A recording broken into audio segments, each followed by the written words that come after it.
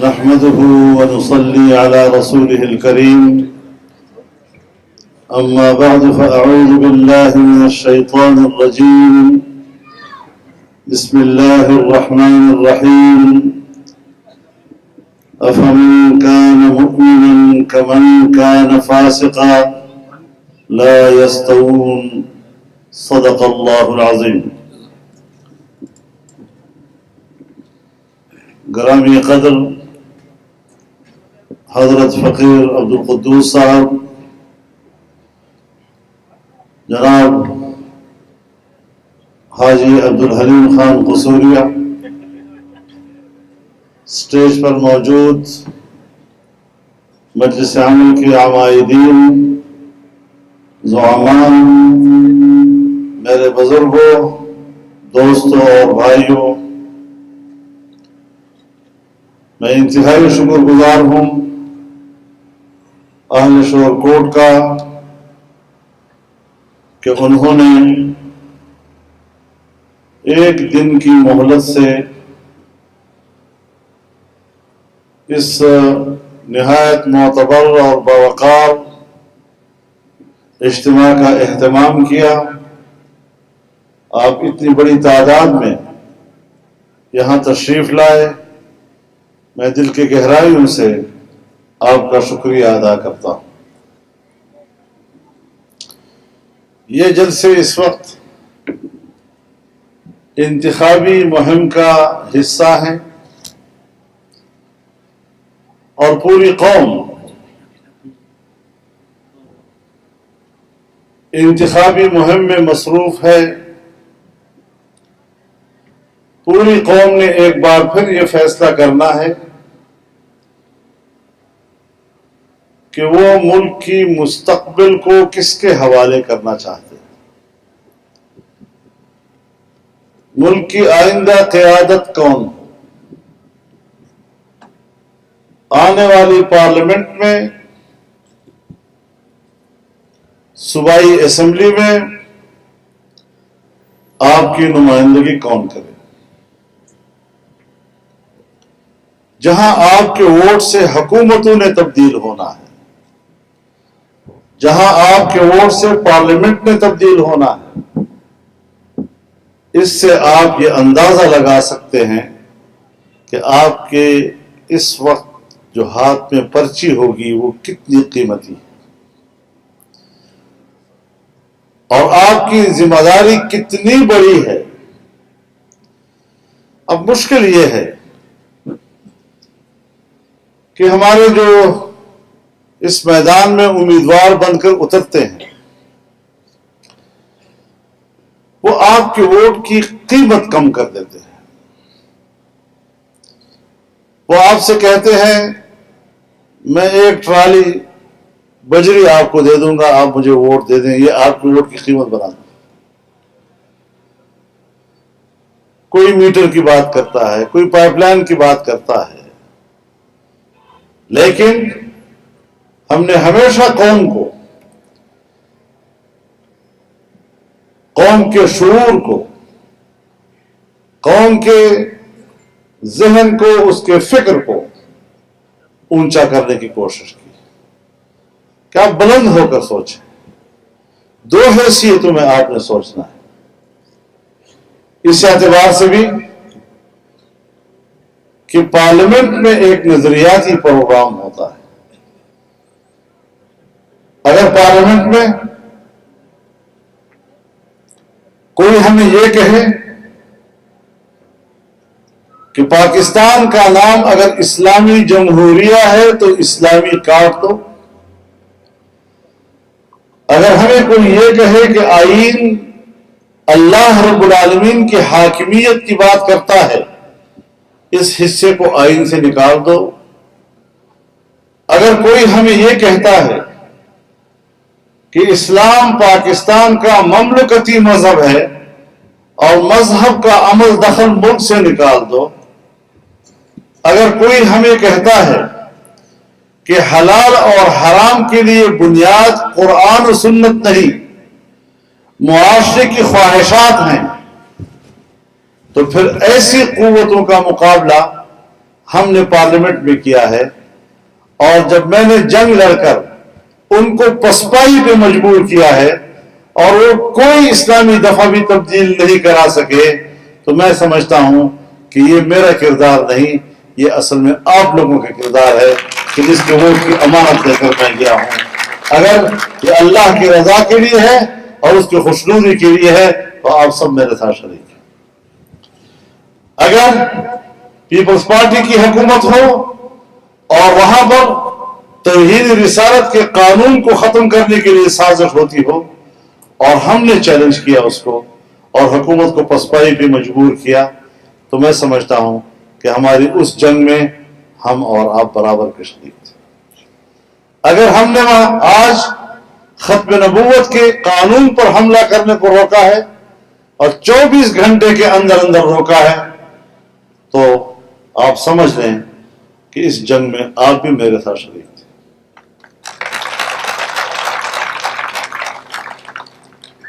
لیکن جب یہ مسئلہ پارلیمنٹ میں آیا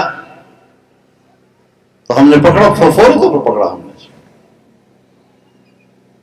پھر حکومت کو وہ چیز نکالنی پڑی، اور جب نکالنے کے لیے ترمیم آئی تو اس ترمیم کی مخالفت یا پیپلز پارٹی نے کی اور یا پی ٹی آئی نے کی۔ اور آج جب ہم نے کہا کہ باقی معاملہ تو حل ہو گیا، چوری کا مال تو برآمد ہو گیا، لیکن چور معلوم ہونا چاہیے چور کون ہے، تو اس کی تفتیش ہو رہی تھی۔ ابھی کورٹ نے اعلان کیا کہ وہ رپورٹ شائع کر دی جائے، تو جب رپورٹ شائع ہوئی تو چور عمران خان کی پی ٹی آئی کا شفقت محمود نکلا۔ شرم آنی چاہیے کہ یہ چوریاں کرتے رہے اور پھر خود کہا ہے، بیان دیا ہے کہ یہ جو کچھ میں نے کیا تھا عمران خان کی منظوری سے کیا ہے، اس کو پتا تھا۔ اب جو لوگ ہمارے عقیدوں پر حملہ آور ہوتے ہیں، ختم نبوت کے عقیدے پر نقب لگاتے ہیں، اگر آج آپ ان کو سپورٹ کرتے ہیں، آپ بتائیں کہ کیا ہمارا دین، ہمارا ایمان اور ناموس رسالت اور ختم نبوت یہ پھر داؤ پہ آپ لگا رہے ہیں یا نہیں لگا رہے؟ اس پہلو پہ بھی ذرا مد نظر رہے نا، ان چیزوں کو بھی سوچنا چاہیے ہم لوگوں کو۔ اور یہ تو میں چونکہ اس محاذ پہ لڑتا ہوں، مجھے پتا ہے کہ میں کیسے لڑا ہوں وہاں پر، اور یہ کیا کچھ کہتے رہے ہیں ہمارے سامنے۔ تو میرے محترم دوستوں، اس محاذ پر اگر ہم نے جنگ لڑنی ہے تو بے حیائی اور فحاشی کے خلاف آپ نے جنگ لڑنی ہے۔ ہمارے ڈیرے کے لوگ، شور کوٹ کے لوگ، قدیم روایات کے لوگ ہیں، ان کے گھروں میں حیا ہے، ان کے گھروں میں ایک عزت ہے، وہ ماں کی عزت کو جانتے ہیں، وہ بہن کی عزت کو جانتے ہیں، وہ بہو کی عزت کو جانتے ہیں، ان کی عفت کو جانتے ہیں، ان کی عصمت کو جانتے ہیں، اس کی قدر و قیمت کو جانتے ہیں۔ لیکن جس پارٹی نے اس ملک کی بیٹیوں کو اسلام آباد کے چوراہوں پر اس کی نمائش کی، تو مجھے تو اپنی ان بیٹیوں پر غیرت آئی، لیکن کیا کوئی ہے جو اس غیرت میں میرا ساتھ دے دے؟ انشاءاللہ میں یہ مقدمہ لڑنا چاہتا ہوں کہ اس محاذ پر اگر آج بھی اس قماش کے لوگوں کو ہم پارلیمنٹ میں بیچتے ہیں اور اپنی نمائندگی دیتے ہیں، میں کہتا ہوں ہم اپنے گھر کی عزتوں کو داؤ پہ لگا رہے ہیں۔ خدا جانے ہمارے تہذیب کا کیا بنے گا، ہمارے حیا کا کیا بنے گا۔ اندر سے ہم سے مذہب چھین لیں اور اوپر سے ہم سے تہذیب کی چادر چھین لیں، بس وہ قوم غلام بن جاتی ہے۔ میرے محترم دوستوں، ہم اور آپ ایک گاؤں کے اور ایک شہر کے لوگ ہیں، پسماندہ علاقوں کے لوگ ہیں۔ اگر ہم پیاسے ہیں تو ہم سب کو پیاس بھی معلوم ہے، اگر ہم بھوکے ہیں تو ہم کو بھوک بھی معلوم ہے۔ سیلاب آتے ہیں تو ہم اکٹھے اس میں ڈوبتے ہیں اور ایک دوسرے کو سہارا دیتے ہیں۔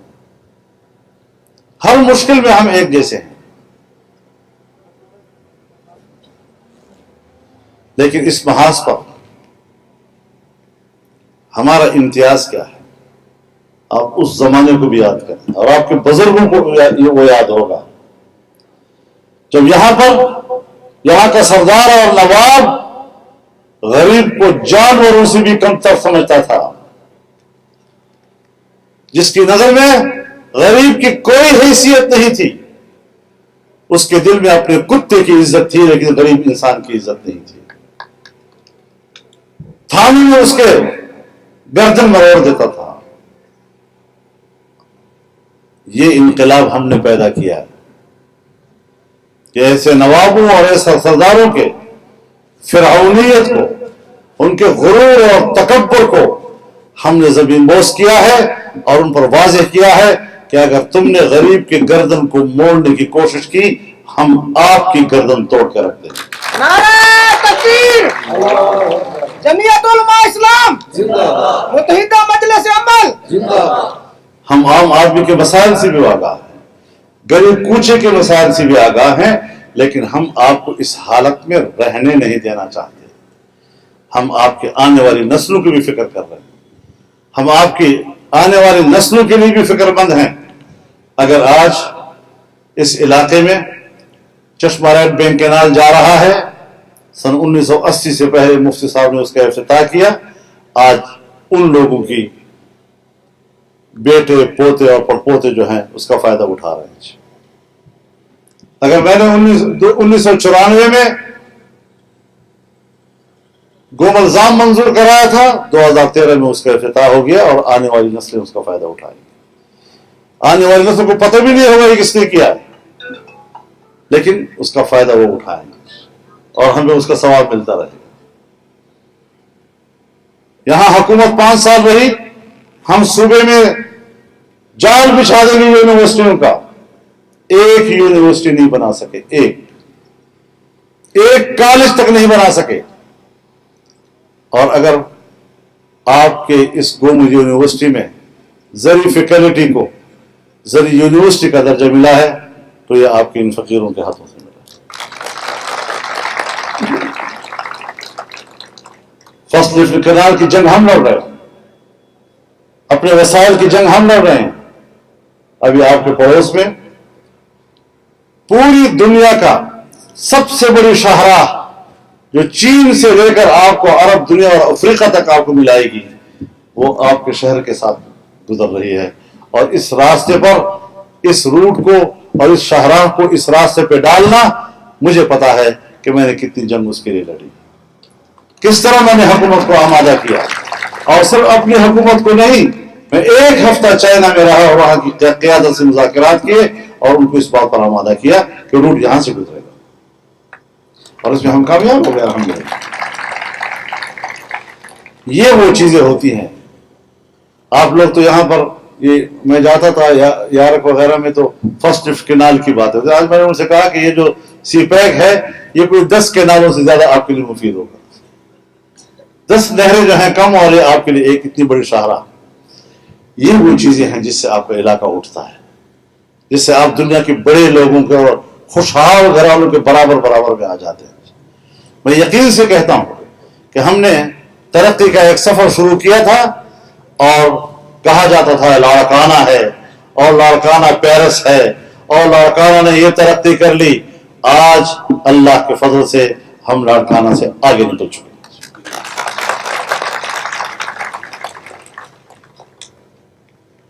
آج وہاں کھنڈرات ہیں، آج وہاں کی ہسپتالیں تباہ ہو چکی ہیں.